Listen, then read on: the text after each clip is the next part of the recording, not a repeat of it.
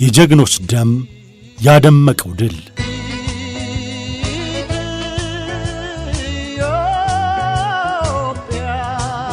ለ85ኛው የድል በዓል ልዩ ዝግጅት አዘጋጅ እሸት ያሰፋ፣ ተራኪዎች አበበ ባልቻ፣ መዓዛ ብሩ፣ እሸት ያሰፋና ዮናስ ክብረት። የጀግኖች ደም ያደመቀው ድል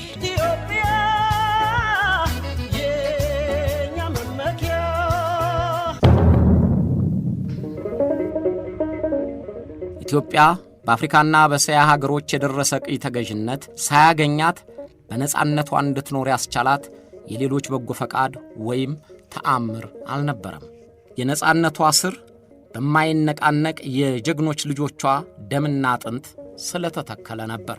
የነጻነትን ክብር በትውልዶች ሽግግር የተቀበሉት ኢትዮጵያውያን የባዕድ ገዢዎችን ግንባር ለግንባር እየገጠሙ ውድ ሕይወታቸውን ያለስስት እየገበሩ ነጻ ሆነው ኖሩ። በዘመናዊ የጦር መሳሪያ የተደራጁ ጠላቶቻቸውን ኋላ ቀር በሆነ መሳሪያ እየተፋለሙ ድል ለማድረግ ልበሙሉነታቸውን የማያወላውል አፍቃሪ ነጻነታቸውን ዋና መሳሪያ አደረጉት። በሁለተኛው የኢጣሊያ ወረራ ማይጨው ላይ የተሸነፉት ኢትዮጵያኖች ከዚህ ወዲያ ምን እናደርጋለን፣ አርፈን እንቀመጥ አላሉ። የመርዝ ጋዝ፣ ቦምብና መድፍ የሚሰጡት ድል ጊዜያዊ መሆኑን አምነው ለአዲስ የሽምቅ ውጊያ ራሳቸውን አዘጋጁ። ታዋቂ የጦር መሪዎቻቸው ቢሞቱም የጠላትን አሸናፊነት የተቀበሉ ባንዳዎች ቢበዙም ግን ጥቂቶች ጋራ ሸንተረሩን ተገና አድርገው ቅጠል በልተው የደፈረሰው ውሃ ጠጥተው የጥይትን እሳት ተቋቁመው ነጻነታቸውን አስመለሱ። ቤት ንብረት፣ ቤተሰብና ምቾት ከሀገር ነጻነት አይበልጥም ባሉ አርበኞች ኢትዮጵያ አንገቷን ቀና አደረገች። ተከታታይ ትውልዶችም ቅኝ ተገዥነት ሰቅዞ ከሚይዘው ስብራት ድነው ክብራቸው ታውቆ እንዲኖሩ አደረጓቸው። ከራሳቸው አልፎ ለሌሎች አፍሪካ ሀገሮች ምሳሌያቸው ተናኘ። 5 ዓመታት ሙሉ ጠመንጃ አንስተው የጠላታቸውን የጦር መሳሪያ እየታጠቁ የተጋደሉት አርበኞች ከጠላት እየተገላመጡ ዕቅድና ሐሳቡን እያነፈነፉ ለአርበኞች መረጃ ያቀብሉ የነበሩት የውስጥ አርበኞች የኢጣሊያ ወራሪ በሀገራችን ምድር ሆኖ አናይም ብለው በተሰደዱት ስደተኞችና የአርበኞች መከታና መደራጃ የሆኑት የገጠር ነዋሪዎች የኢትዮጵያን ነጻነት ለማስከበር ታላቅና ጊዜ የማይሽረው ተጋድሎ አድርገዋል። የተጋድሏቸውንም ፍሬም ለማየት በቅተዋል። 85ኛውን የድል በዓል በምናከብርበት በዛሬው ቀን ከማይጨው ጦርነት ሽንፈት በኋላ ኢትዮጵያውያን ያደረጉትን ተጋድሎ እናስታውሳለን። የቀውጢ ቀን ሰው ጦርቆማ የማቤት ጥፌ ማዲተማ የማቤት ጥፌ ማዲተኝ ያውሬ መውረጃ ይሆናል።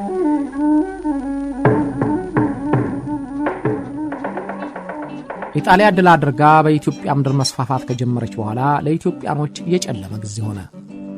ጀግናው ወዴት እንደሚሄድና ምን እንደሚያደርግ ግራ ገባው። ለረጅም ጊዜ በጦር አዛዥነት የቆዩት ጀግና ለማስተባበር ይችላሉ የሚባሉትና የሚታወቁት አብዛኛዎቹ ሞተዋል ወይም ከኢጣሊያ ጋር ወግነዋል።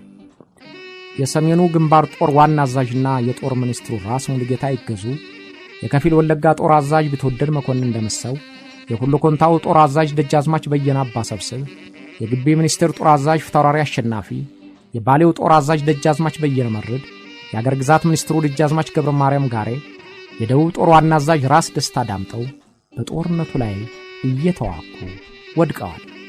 ከነሱም ጋር ሌሎች ዋና ዋና የሚባሉት የጦር መሪዎቻቸው አልቀዋል። የበጌ ምድርና የላስታው ጦር አዛዥ ራስ ካሳ ኃይሉ፣ የኢሉባቡሩ ጦር አዛዥ ደጃዝማች መኮንን እንዳልካቸው፣ የገፋው ጦር አዛዥ ደጃዝማች አበበ ዳምጠው፣ የሐረር ጦር አዛዥ ደጃዝማች ነሲቡ ዛማኔል ተሰደዋል። የከፋው ጦር አዛዥ ራስ ጌታቸው አባተም በፊት ተሰደው በኋላ ለኢጣሊያ አድረዋል። ከነሱ ጋር የነበረው የየክፍሉ ጦር አዛዦቻቸውና ወታደሩም ተበታትነዋል። ከማይጨው ጦርነት በኋላ የትግራይ ጦር አዛዥ ራስ ስዩም መንገሻ፣ የበጌ ምድርና ሰሜን ጦር አዛዥ ደጃዝማች አያሌው ብሩ፣ የኢፍራታ ገዥ ራስ ከበደ መንገሻ፣ የክብር ዘበኛ ዋና አዛዥ ደጃዝማች ወልደ አማኑኤል ሐዋስና የጅማው አባ ጆቢርና አባ ጀፋር፣ የግማሽ ወለጋ ጦር አዛዥ ደጃዝማች ሀብተ ማርያምና ሌሎች የታወቁ የጦር መሪዎች ይቅርታ ጠይቀው ከኢጣሊያ ጋር ተስማምተው ተቀምጠዋል። የጎጃሙ ጦር አዛዥ ራስ ምሩ ኃይለ ሥላሴ ተማርከዋል። ስለዚህ ሙሰሊኒና የጦር አዛዦቹ ኢትዮጵያ ከዚህ በኋላ ያለቀላትና የደቀቀላት ሆኖ ተሰማቸው። ኢትዮጵያኖች ግን በአዲስ መንፈስ በአዲስ ኃይል ተነሱ እንጂ ልባቸው አልተንበረከከም። ጀግናው በየደጁ ጀግናውን እያስተባበረ ለነጻነቱ ለመጋደል ከራሱ ጋር ማለ።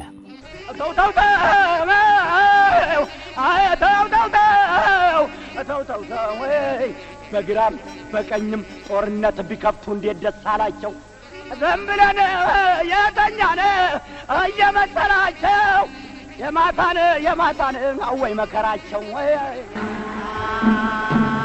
ሀገራቸውን የሚያፈቅሩ ለነጻነታቸው ቀናኢ የሆኑ አዳዲስ ጀግኖች በያለበት ተነሱ።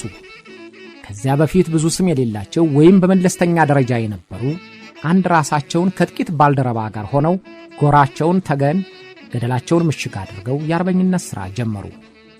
በጦር ሜዳ ጀግና እየፈለቀ ጀግና እየተወለደ ብዙ ተከታይ አፈሩ። እንደ አበበ አረጋይ ያሉ ስመጥር አርበኞች 7 ራሳቸውን ሆነው ጀምረው የሺዎች አርበኞች መሪ ለመሆን በቁ። ከዳገቶሮ ከገምጣዳሪ ጋሻ መክቶ መቆርቆሪ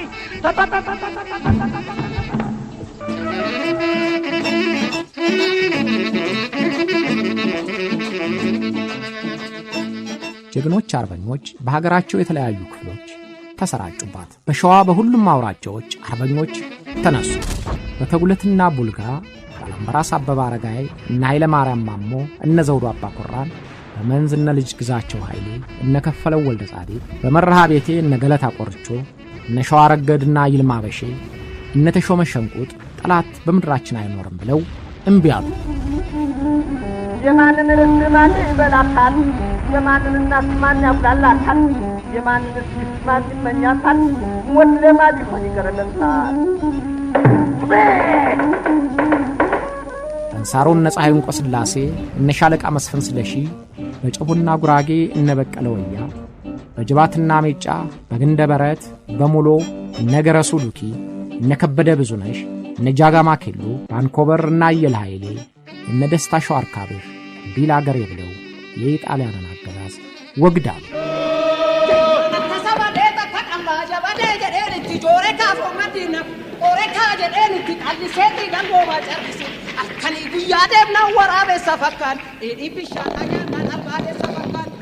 በትግራይ በአድዋ እነ ደጃዝማች አባይ ካሳ፣ በሽሬ እነ ደጃዝማች ገብረ ሕይወት መሸሻ፣ በላስታ እነ ወሰን ኃይሉ ጣሊያንን ለመፋለም ቆረጡ። ኩናቴ ቅልጽመይ ሓበነይ ምርኩሰይ ንጸላእ ዝሙእትሙ ሓላዊትና ነፍሰይ ኣቦይ ዘሕለፈኪ ናባይና ውላዱ ንስኽ ነበርኪ የማነይ ኢዱ ጎንደር እነ ግራዝማች አሞራው ውብነህ፣ በበየዳ እነ ነጋሽ ወርቅነህ፣ በጸገዴና አዳነ መኮንን፣ በአርማጭሆ እነ ብር የዘገየ፣ በቋራ እነ ወርቁ ስንቄ የአርበኝነት ሥራቸውን ያለማወላወል ጀመሩ። በወሎ እነ መንገሻ አቦይ የተነሱ፣ በጎጃም በሞጣ እነ በላይ ዘለቀ፣ በአገው ምድር እነ ደጃማይ ነጋሽ በዛብህ፣ በደጋዳሞት እነ ልጅ ኃይሉ በለው እነ መንገሻ ጀንበሬ ለሀገራቸው ለመሞት ቆረጡ። አረ ጀግና ይሞት ፋሬኑር ብሻው፣ አረ ጀግና ይሞት ፋሬኑር ብሻው፣ አተላ መሸከም ይወንዳል ትከሻው። እነዚህ እጅግ ጥቂቶቹ ናቸው። ኢትዮጵያ የወለደቻቸው በርካታ አርበኞች ሕይወታቸውን ለክብር ለመስጠት ሳያመነቱ ተነሱ።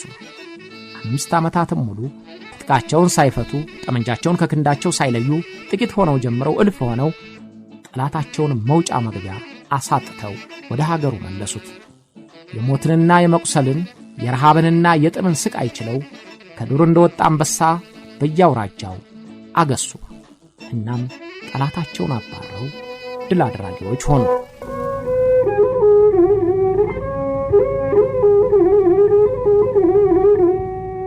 የውስጥ አርበኞች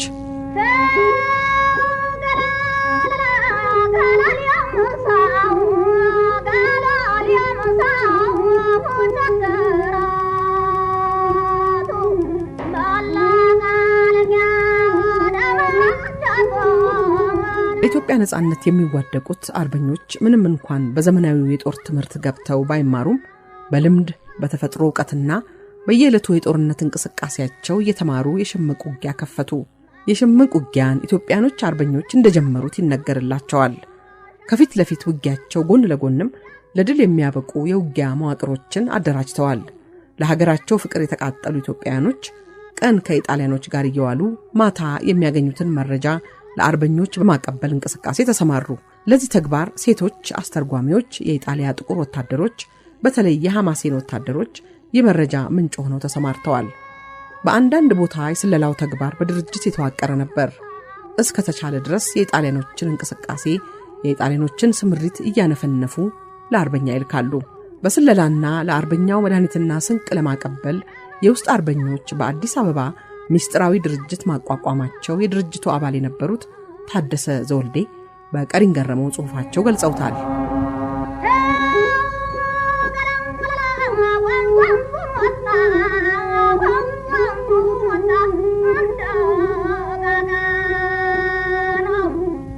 በ1928 በግል ሲካሄድ የቆየው የስለላ ሥራ ከ2 ዓመት በኋላ በድርጅት መልክ በሚስጥር ተመሰረተ። የድርጅቱ ሊቀመንበር አቶ ገብረመድህን ኃይለማርያም ሆኑ። በዚህ ድርጅትም የኢጣሊያ አስተርጓሚ ሆነው ይሰሩ የነበሩት እነ አቶ ዳዊት ዕቁበግዚና እነ አባ ገብረ ሕይወት በለጠ፣ እነ ወይዘሮ ሸዋረገድ ገድሌ፣ እነ ወይዘሮ ወለተ አማኑኤል ፓፓታኪስ፣ እነ ወይዘሮ ጽጌረዳ ገብረ ስላሴ ተሳተፉበት። ወይዘሮ ሸዋረገድ ገድሌና እነ ወይዘሮ ወለተ አማኑኤል ፓፓታኪስ በመረጃ ማቀበል ስራቸው ሳይወሰኑ በሚወሰዱ የኃይል እርምጃዎችም ላይ ተሳትፈዋል። የኢጣሊያንን የአዲስ ዓለም ምሽግ ሰብረው በርካታ ጠመንጃ በአርበኛው እጅ እንዲገባ ያደረጉት እነ ወይዘሮ ሸዋረገድ ገድሌ ናቸው።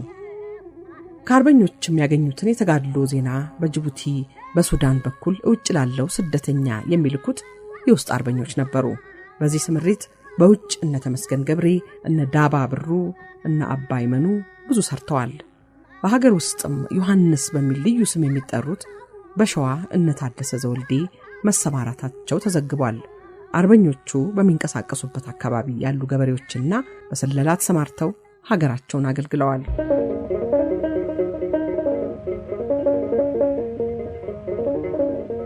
ስደተኛ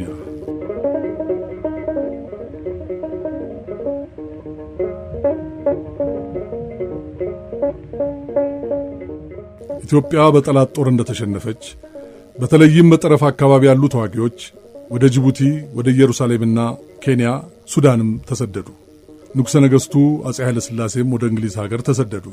የንጉሠ ነገሥቱን ወደ ውጭ አገር መሄድ በጊዜው ሁሉም እንዳልደገፈው ሁሉ አሁንም የተለያየ የአስተያየት ልዩነት ይሰማል። አንዳንዶች አፄ ኃይለ ሥላሴ በሰሜን ጦር ግንባር እስከሚቻላቸው ተዋግተው ድል ሆነው ተመልሰዋል። ሰራዊት አብዛኛው አልቋል፣ ቆስሏል። የተረፈው የውጊያ ሞራሉ ደቋል። ኢጣሊያኖች ግን ድል እየቀመሱ በፍጥነት አካባቢውን ተቆጣጠሩት። ስለዚህ የንጉሡ በሀገር ውስጥ መገኘት ከመሞት በስተቀር የሚያመጣው ለውጥ ስለሌለ መሄዳቸው ትክክል ነበር ይላሉ። ሌሎች ደግሞ ኢትዮጵያኖች በልማዳቸው በመሪያቸው ዙሪያ ተሰባስበው የመዋጋትና ንጉሡን እንደ ልዩ ምልክት የማየት ልምድ አላቸው። ስለዚህ ንጉሡ እስከ ደቡብ ድረስ እየዘለቁ ጦርነቱን ቢመሩት ሕዝቡን ለውጊያ የቀሰቀሱትና ጣሊያኖችም እንደፈለጉ በአጭር ጊዜ አይፈነጩበትም ነበር ይላሉ። ለማንኛውም ንጉሠ ነገሥቱ ቤተሰቦቻቸውንና ጥቂት ሹማምንቶቻቸውን ይዘው ወደ እንግሊዝ ሲሄዱ የተወሰኑ ሹማምንት በኢየሩሳሌም ቆዩ።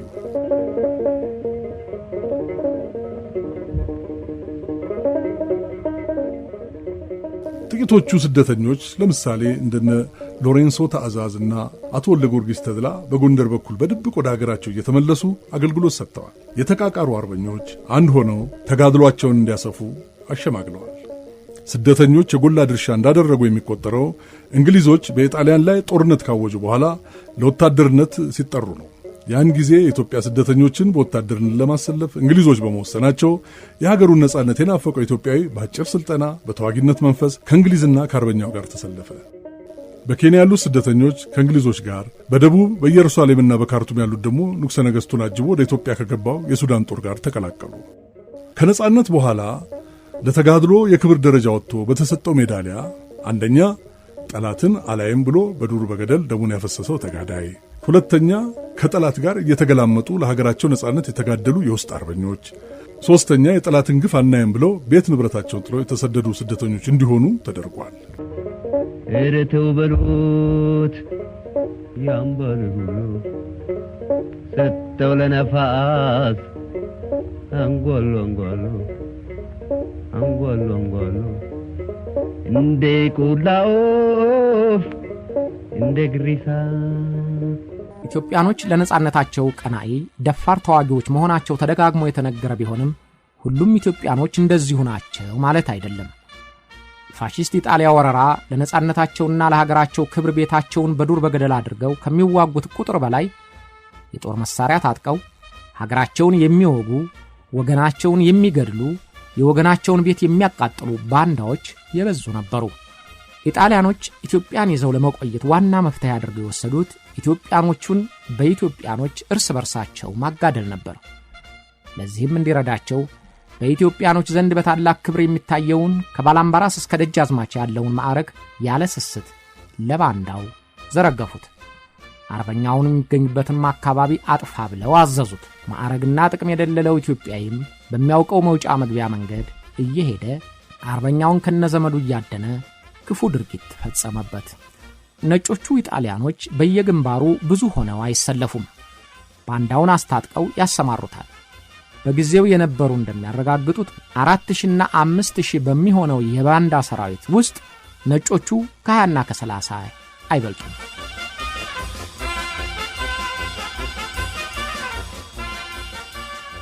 ከኢጣሊያኖቹ ጋር የተባበሩት ከከፍተኛ ባለስልጣን እስከ ተራው ህዝብ ያሉት ሁሉ ናቸው።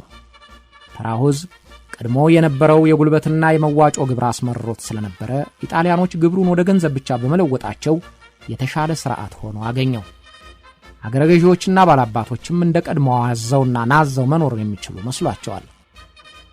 ጥቂቶች አርበኞች ግን ብዙዎችን ባንዳዎች በማሸነፋቸውና ፋሺስት ጣሊያንንም ከኢትዮጵያ ምድር በማባረራቸው የኢትዮጵያ ተዋጊነትና አልደፈር ባይነት እንደተነገረ እስካሁን ይኖራል። ከሁሉም ይልቅ ሀገራቸውን በመክዳታቸው ከፍተኛ ጉዳት ካደረሱት መካከልም ጥቂቶቹ ሊታወሱ ይገባል። አራት ድንጋይ ገባና አትክለት የሸሸኩት እዚያው ሸኩት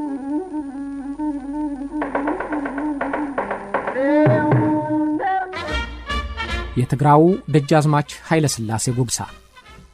ደጃዝማች ኃይለ ሥላሴ ጉግሳ የአፄ ኃይለ ሥላሴ ማማች ናቸው። የምስራቅ ትግራይ ገዢ በመሆናቸው ማንኛውንም የጦር ዕቅድ የማወቅ ዕድል ነበራቸው። ግን ገና የኢጣሊያ ጦር ወሰን ሳያልፍ ሀገራቸውን ከድተው እጃቸውን ለጀነራል ደቦኖ ሰጡ። ደቦኖ የራስነት ማዕረግ ሾማቸው። ግን እንኳንስ ይመኙ የነበረውን የሙሉ ትግራይ ገዥነት ቀድሞ ይገዙ የነበሩትንም የትግራይ ግዛት እስከ መጨረሻው ሳይሰጣቸው ቀረ። ደጃዝማች ኃይለ ሥላሴ ከድተው ለኢጣሊያ ይግቡ እንጂ በስራቸው የነበረው ሰራዊት ግን አልከዳም። በግዛታቸው ውስጥ ይታዘዛል ተብሎ ከሚገመተው 12000 ወታደር ውስጥ አብረዋቸው የሄዱት ከ1000 እንደማይበልጡና በዚህም ኢጣሊያኖቹ ጥርጣሬ ውስጥ መግባታቸውን ጀነራል ደቦኖ ጽፎታል።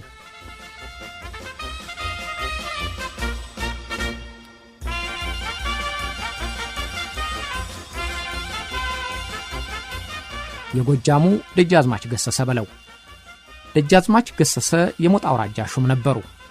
በምዕራብ ትግራይ በኩል ከራስ ምሩ ጋር ዘመቱ። ወደ ጦር ግንባሩ እንደተቃረቡና ገና ጦርነት ሳይጀመር እናቱ አዲስ ዓለማየሁና ራስ ምሩም እንደሚጠቁሙት ከድተው ወደ ትውልድ ቀያቸው ተመለሱ። የእርሳቸውን መመለስ ሲያይ ፈረሰኛ ሲሸሽ እግረኛ ምን አቁሞታል እንደሚባለው በጉዞ ላይ የነበረው የራስ ምሩ ወታደር ጭምር ወደ ጎጃም ተመለሰ። ደጃዝማች ገሰሰ ከጦር ግንባር በመመለሳቸው በፈጸሙት ክደት ሳይጸጸቱ ዘማቹ ድል ሆኖ ሲመለስ ለማወክ ሞክረው እንደነበረ ራስ ምሩ በመጽሐፋቸው ላይ ጠቅሰውታል። የጎንደሩ ደጃዝማች አያሌው ብሩ። ደጃዝማች አያሌው ብሩ የሰሜን ገዥ ሲሆኑ ከከተማቸው ከዳባት ተነስተው ከራስ ምሩ ጋር በምዕራብ ትግራይ በኩል እንዲዋጉ ታዘዙ።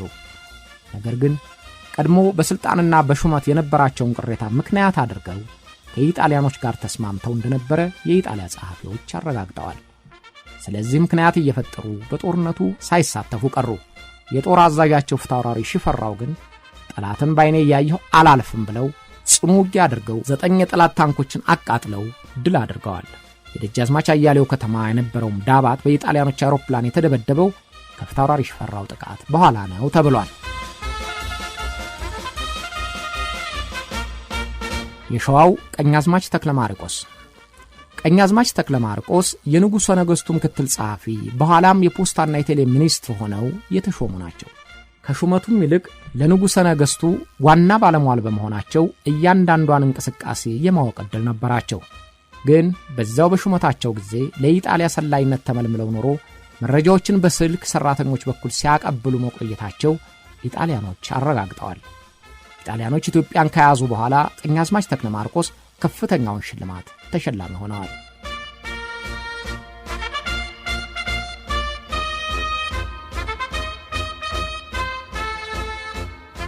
የዘጌው አፈወርቅ ገብረ ኢየሱስ በኢጣሊያ ሀገር የተማሩት ደራሲው አፈወርቅ ገብረ ኢየሱስ በኢጣሊያ የኢትዮጵያ አምባሳደር ሆነው ሰርተዋል። ጣሊያኖች ሀገሪቱን ከሚይዙበት ዋዜማ ጀምሮ ግን ሀገራቸውን ከድተው ከኢጣሊያኖች ጎን ተሰለፉ። በተለይም የሮማ ብርሃን በሚል መጽሔት ዋና አዘጋጅ ሆነው ለሀገሩ የሚጋደለውን አርበኛ በተመሰገነ የቋንቋ አጠቃቀማቸው በአዋራጅ ቃላት ዘለፉት። ጣሊያኖች ለዚህ ውለታቸው አፈቄሳር የሚል ማዕረግ ሰጥተዋቸዋል። ከነዚህም ሌላ እነ ነጋድራስ ተሰማ ሸቴ፣ እነ ራስ ገብረ ሕይወት ሚካኤል፣ እነ ደጃዝማች አመዴ አሊ እና በርቀድሞ ሹማምንት በኢጣሊያኑ እየታመኑ ሆነው ቆይተዋል። ኢጣሊያኖች በሕዝቡ ዘንድ ታዋቂና ለኢጣሊያን መንግሥት የታመኑ ናቸው የሚሏቸውን ደመወዝ እየከፈሉ አስቀምጠዋቸዋል። ለራስ ኃይሉ ተክለ ሃይማኖት 40,000 ሊሬ፣ ለራስ ስዩም መንገሻ 22,900 ሊሬ፣ ለደጃዝማች ኃይለ ሥላሴ ጉግሳ 25,000 ሊሬ፣ ለራስ ጌታቸው አባተ 7,000 ሊሬ፣ ለሱልጣን አባ ጆቢር 8,000 ሊሬ ደመወዝ ይከፈላቸው እንደነበረ አልቤርቶ ሰባቺ ጽፏል።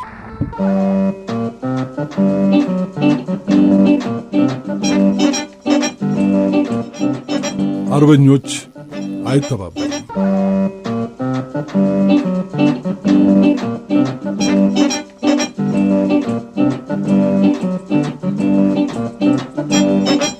የኢትዮጵያ ነጻነት ተዋጊ የሆኑት አርበኞች ከእነርሱ በትጥቅና ስንቅ ከፍ ያለውን ጠላታቸውን እየተዋጉ ከባንዶች ጋር እየተፋለሙ ድል ቢያገኙም የእርስ በርስ ቅራኔያቸውም ዋነኛ ችግራቸው ነበር። አርበኞቹ አንዱ ከሌላው እኔ እበልጥ ፉክክር ገብቶ እንኳንስ ተባብረው ጠላታቸውን ሊያጠቁ አንዱ ከሌላው ጋር የሚዋጉበት ጊዜ ታይቷል። ታደሰ ዘወልዴ በሸዋ፣ ከበደ ተሰማ በጎጃም፣ ገሪማ ታፈረና ሕይወት ዳሩ በጎንደር አርበኞች መካከል የነበረውን ፉክክር ጠቅሰውታል። ራስ አበበ በዋና የጦር አለቅነት ለሸዋ አርበኞች ማዕረግ በሚሰጡበት ጊዜ ከማ ያንሳል ብለው እና ኃይለማርያም ማሞ እጸብ ውስጥ ገቡ። የመንዝ አርበኞች ለራስ አበበ እንታዘዝም ብለው ከክፈለው ወልደ ጻዲቅ ጋር ለመታኮስ ተዳርሰው ነበር።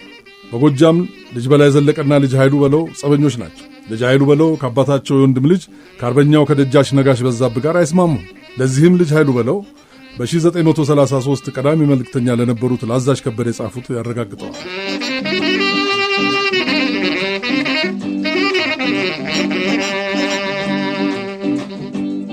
አንድ ነገር አመለክቶታለሁ። ይኸውም ልጅ በላይ ዘለቀ ወደ እኔ ወረቀት ሲጽፍልኝ ከዚህም ጎጃም ቢከዳኝ ከማዶም በየመልካውና በየበሩ ብከበብ ከራስ ኃይሉ ጋር ታረቁ ሲል ጻፈልኝ። መቼም ከእርሳቸው ጋር እርቅ ከሆነ ጥል ወደ እኔ ማሰቡ አይቀርምና ጦር እንዲረዳኝ ቀደም አድርገው ለዳሞት እንዲያስታውቁት።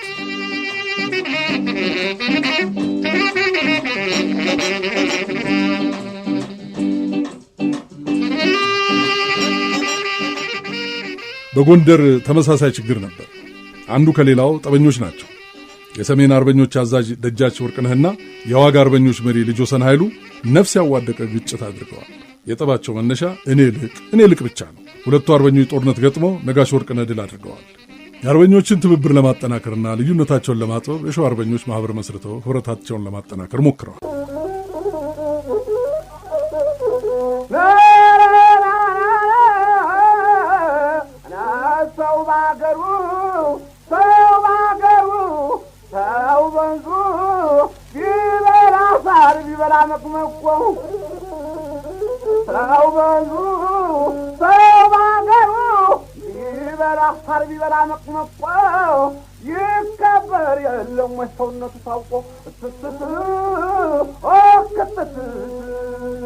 በ1928 በተደረገው ጦርነትም ሆነ በ5 ዓመቱ የአርበኝነት ዘመን አርሶ አደሩ ከፍ ያለውን የገንዘብና የህይወት መስዋዕትነት የከፈለው እሱ ነው። መጀመሪያ ስንቅ የሌለው ዘማች ስንቅና ማደሪያ የሚያደርገው የገበሬውን ቤትና ንብረት ነው። ብዙ የጋማ ከብቶቹን ጭኖ የሄደው ዘማች በሚውልበትና በሚያድርበት ቦታ ያለውን መኖ ስለሚጠቀምበት የገበሬው ከብቶች የሚበሉት እስኪያጡ ድረስ ይሟጠጥበታል። ያልተሰበሰበ እህል መንገደኛው ለራሱም ለከብቱም ስለሚጠቀምበት እህሉን ያጣል። በተለይ እንደ ትግራይ ያሉ የጦርነት መከናወኛ ቦታዎች ቤታቸው ይቃጠላል፣ ቤተሰብ ይሞታል። ሕፃናት፣ አሮጊት ወደ ዋሻና ወደ ደረቅ ቦታ እንዲሰደዱ ይገደዳሉ። የመከራውን ቀዳሚ ገፈት ይቀበላሉ። ራሳቸው ተዋጊ ሆነው ግን በጦርነቱ አካባቢ የሚኖሩ በመሆናቸው ብቻ ለሌላ ችግር የሚጋለጡትን ገበሬዎች በአዋጅ ለመደገፍ ይሞከራል። ወታደር ከብቱንና የበሰለውን እንዳትነካ፣ ገበሬም ስንቁን ስጥልኝ የሚለው አዋጅ ለገበሬው አስተማማኝ መከላከያ አይሆንለትም። የተራበ ወታደር መዝረፉ አይቀርም። ሲዘርፍም የሚከለክለው ኃይል የለም። የኢትዮጵያ የነጻነት ትግል ሲነሳ በጦርነቱ አካባቢዎች የሚኖሩ ገበሬዎች የሚከፍሉት መስዋዕትነት ከሁሉ ይበልጣል።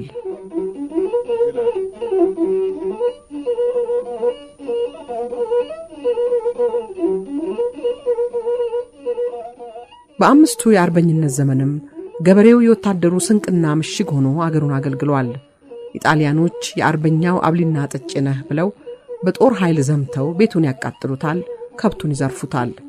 አርበኛው በበኩሉ ኢጣሊያኖች በአካባቢው ደርሰው አርበኛውን ሲያሳድዱ ከጠላት ተባባሪ ሆናችኋል ብሎ ገበሬዎቹን ይዘርፋቸዋል፣ ቤታቸውን ያቃጥልባቸዋል። የጠላት ወገን የባንዳ ወገን እየተባለ ገበሬው በንብረቱና በሕይወቱ ውድ ዋጋ ይከፍላል። በነደጃዝማች ተድላ መኮንን የሚመራው የጠገዴ አርበኛ የወልቃይት ሹሞች የሆኑትን እነ ፊት አውራሪ ሞላን ለመውጋት ባደረገው ዘመቻ የምታጠባ ላም ሳይቀር ከጥጃዋ እየለየ አርበኛው ዘርፎበታል። የበየዳው አርበኛ ነጋሽ ወርቅነህ ከላስታው አርበኛ ወሰን ኃይሉ ጋር ተጣልተው ሲፋለሙ አንዱ የሌላውን የገበሬ አካባቢ እንደ ጠላት ገንዘብ ዘርፎበታል።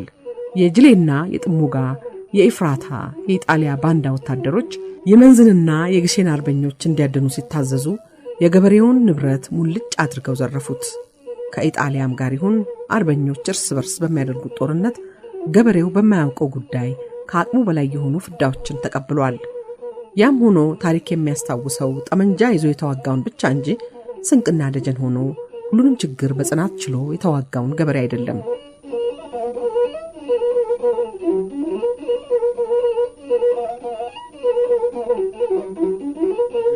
ገበሬው ብዙ ፍዳ ከፍሎም የሚያሞግሰውና ውለታውን የሚያነሳለት አልነበረም። ከነጻነት በኋላ አርበኛው ተጋድሎውን በፉከራ ሲያስመሰክር ገበሬውን አልጠቀሱትም። አንድ ቀን አርበኞች እየተንቆራጠጡ ዘራፍ ቅጠለ በላው እያሉ ሲፎክሩ የሰማ ገበሬ ታዲያ የኔን ጊደር የበላት ማኖሯል ሲል ተናግሯል ይባላል። ይህ አነጋገር የገበሬው ውለታ አስተዋሽ ማጣቱን ያሳያል።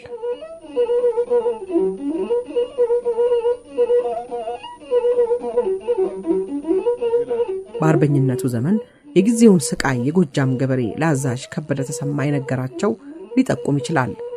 አንድ ገበሬ አርበኞቹን ካበላና ካጠጣ በኋላ የጠላትን ሁኔታ እንዲሰልል የአርበኞቹ መሪ ከማስጠንቀቂያ ጋር ይልኩታል። ማስጠንቀቂያውም እዚህ መሆናችንን የተናገርክ እንደሆነ ቤትህን እለበልበዋለሁ የሚል ነበር።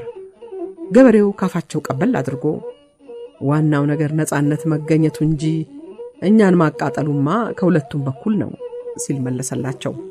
በአርበኞች አካባቢ ያሉ ገበሬዎች ለአርበኛው መረጃ በማቀበልም የመረጃ ምንጭ ሆነው አገልግለዋል። ይኸው ተጋድሏቸው ተነቅቶባቸው የተገደሉ ብዙ ናቸው። አንግሪ ጀመረኛ ባቀብ ጃሬ የሜዳ ዘሆን የጫካ ናውሬ እኔ እኮ ባቅሜ በብዛት ግጥም ያገር የደንበር አላስረግጥም። የውጊያ ስልት እንኳ አርበኞች እርስ በርሳቸው የማይተባበሩ ቢሆኑም በየግንባራቸውና በየፊናቸው ለሀገራቸው እጹብ ድንቅ የተባለ የአርበኝነት ተግባራቸውን ከመፈጸም ወደ ኋላ አላሉ። በየግንባራቸውም ድልን ተቀዳጅተዋል። የኢትዮጵያ የአርበኝነት ታሪክ ሲወሳም በተናጠል ባደረጉት ተጋድሎና ተግባር ታሪክ ለዘላለም ሲያስታውሳቸው ይኖራል።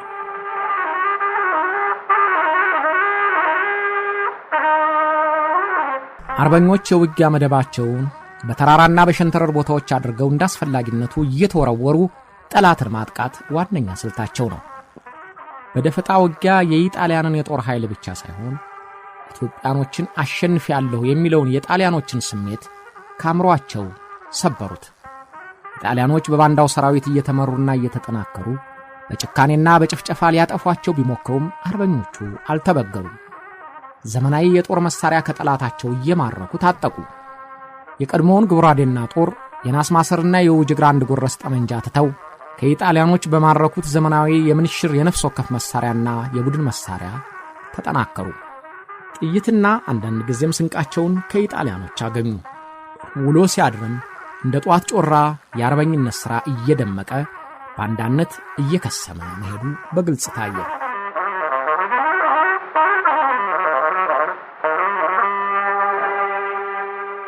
አርበኞች የጠላት ኃይል አይሎ መተኪያ የሌለው የሰው ኃይላቸው በሚጎዳበት ጊዜ የማረፊያ ጊዜ ለመፈለግ ጠላታቸውን ለማታለል ከኢጣሊያኖቹ በልጠው ታይተዋል። በሸዋ ራስ አበበ አረጋይ የማስነፊያ ዕርቅ አደርጋለሁ ብለው የረፍት ጊዜ ገዝተው የደከመውን ሰራዊታቸውን የልብስና የገንዘብ እርዳታ እንዲያገኝ ረድተውታል። በጎንደር እነ ደጃዝማች አዳነ መኮንን የዕርቅ ፈላጊነት በማሳየታቸው ተዳክሞ የነበረው ሰራዊታቸው እንደገና አገግሞ ለነጻነቱ ለመታገል የሚያበቃው የሰውነት ጥንካሬ እንዲያገኝ አድርገውታል። በመሳሪያም እንዲደራጅ ጊዜውን ተጠቅመውበታል። አርበኞች እነዚህን ሁሉ ፈተናዎች በዘዴና በጥበብ አልፈው ወደ ድል አድራጊነት የሚወስዳቸውን መንገድ ተሸጋገሩበት።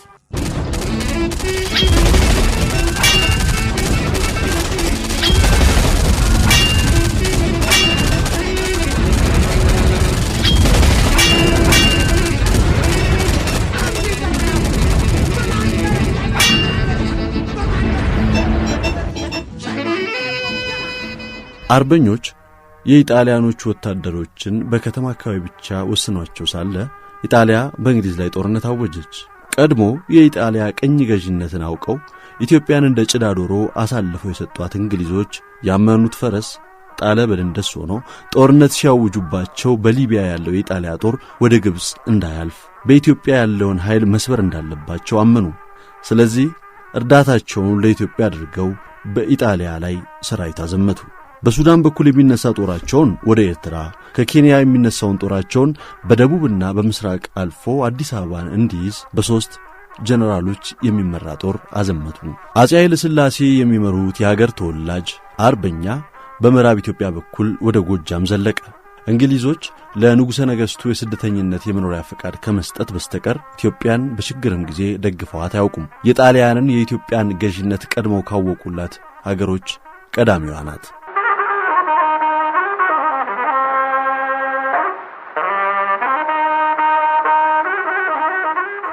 ከሜክሲኮ በስተቀር ወዳጅ የተባሉት ፈረንሳይና እንግሊዝ አልሰሟቸውም። ኢትዮጵያንም አሳልፈው ሰጡ። ቆይቶ ሁሉም ነገር ተለወጠ። ኢጣሊያኖችና እንግሊዞች ጠላቶች ሆኑ። የእንግሊዝ ወታደራዊና የፖለቲካ መሪዎች ኢትዮጵያን የእንግሊዝ ቅኝ ተገዢ ለማድረግ የፈለጉበት መንገድ በኢትዮጵያውያኖቹ ብርታት ባይሳካላቸውም አግባብ ባልሆነ መንገድ የኢጣሊያኖቹን ንብረት ከኢትዮጵያ ዘርፈዋል። የተቀበረ ብር፣ የተሰበሰበ ጠመንጃ፣ ሐዲድ ሳይቀር አውልቀው ወስደዋል። መውሰድ ያልቻሉትንም አቃጥለዋል። በኢትዮጵያ የጦር ማሳረፊያ ብለው ሐረርንና ኦጋዴንን በመያዛቸው ለመጀመሪያ ጊዜ ሚኒስትሮች ሲሾሙ መቃወማቸው በሀገሪቱ መካከል ችግር ፈጥሮ ነበር። እንግሊዞች የተመሰገኑባቸውን ተግባራቸውን በክፉ ሥራ ስለመለሱ ከአርበኛውና ከሹማምንቱ ጋር ተቃቃሩ።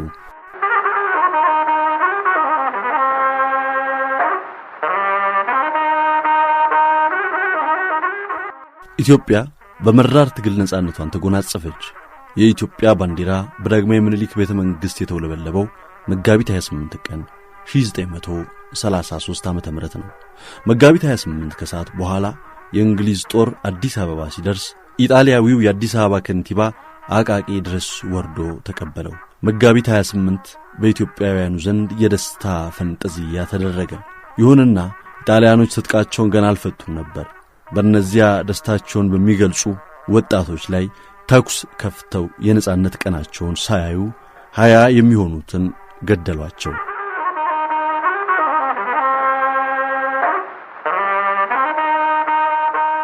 የኢትዮጵያ የአርበኞች ጦር ቀድሞ አዲስ አበባ እንዳይገባ ያደረጉት እንግሊዞች ናቸው። እንግሊዞች ንጉሠ ነገሥቱ ደብረ ማርቆስ እንዲቆዩ አዘው አዲስ አበባን ተቆጣጠሩ። ከአንድ ወር በኋላ ነው አፄ ኃይለ ሥላሴ ከሸዋ ከጎጃምና ከወሎ አርበኞች ጋር ሆነው ሚያዝያ 27 ቀን 1933 ዓ.ም አዲስ አበባ የገቡት። ኢትዮጵያ ለምና ሳይሆን አስገድዳ ነጻነቷን አገኘች። ዛሬ የነጻነት ድል በዓል ቀን ነው። ከ85 ዓመታት በፊት በሀገራችን ደርሶ የነበረውን መከራ በወረቀትና በቀለም ተገልጾ ይጨረሳል ተብሎ አይታሰብም። አባቶቻችን እጅግ አስደናቂ ተጋድሎ ፈጽመው አሸነፉ። ክብር ይግባቸውና በአባቶቻችንና በእናቶቻችን ደምና መስዋዕትነት እኛ የነጻነት ሕንጻችንን ገንብተን እንኖራለን። ኢትዮጵያን ከነፍሳቸውና ከራሳቸው ጥቅም አስፈልጠው የሚወዱ ልጆች የወለደችው ኢትዮጵያም ባንዲራዋ ምንጊዜም ታጥፎ አያውቅም። በደም ገመድ በአጥንት ምሰሶ የቀለመችው ሰንደቅ ዓላማ በተጋድሎ እንደተውለበለበች ኖራለች። ክብር ለጀግኖቻችን። ኢትዮጵያ ለዘላለም ትኖር።